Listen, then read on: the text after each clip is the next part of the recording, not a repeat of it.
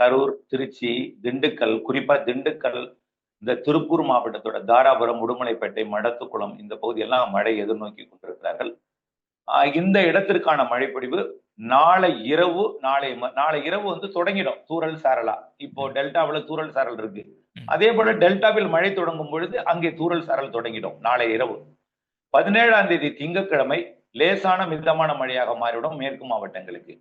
18, 19 இது மேற்கு நோக்கி நகரும் பொழுது தென் மாவட்டங்களுக்கும் மேற்கு மாவட்டங்களுக்கும் கனமழை பொழிவை கொடுக்கும்.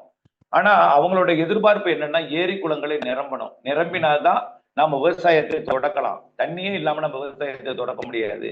என்றைக்கு நிரம்புதோ அன்றைக்குதான் அவங்க எல்லாம் விவசாயத்தை தொடக்குவாங்க. அந்த எதிர்பார்ப்பு என்பது அடுத்த நிகழ்வு இருக்குல்ல, வரக்கூடிய 22ஆம் தேதியிலிருந்து அந்த டேர்ம்ல தான் 30ஆம் தேதி வரைக்கும் இப்ப இல்ல, அந்த டைம்ல தான் அதிகம். ஓகே, இந்த டைம்ல மழை இருக்கு. இந்த டைம்ல அவங்களுடைய மழை என்னன்னா ஒரு கனமழை பெய்தாலும் அவர்களுக்கு திருப்தி படுத்தாது.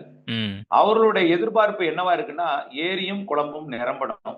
15-20 சென்டிமீட்டர் பெய்தால் கூட அவர்களுக்கு திருப்தி அடையாது. என்றைக்கு ஏரி குளம் நிரம்புதோ அன்றைக்கு தான் அவங்க திருப்தி அடைவாங்க. ஏன்னா அப்பதான் விவசாயத்தை தொடக்கலாம். எவ்வளவு தண்ணி இருக்கு, எவ்வளவு நாளைக்கு அந்த தண்ணி கொடுக்கும், அதை வச்சுதான் அவங்க விவசாயம் பண்ணலாம். அங்க ஆழ்துளை கிணறுலாம் எதுவும் கிடையாது.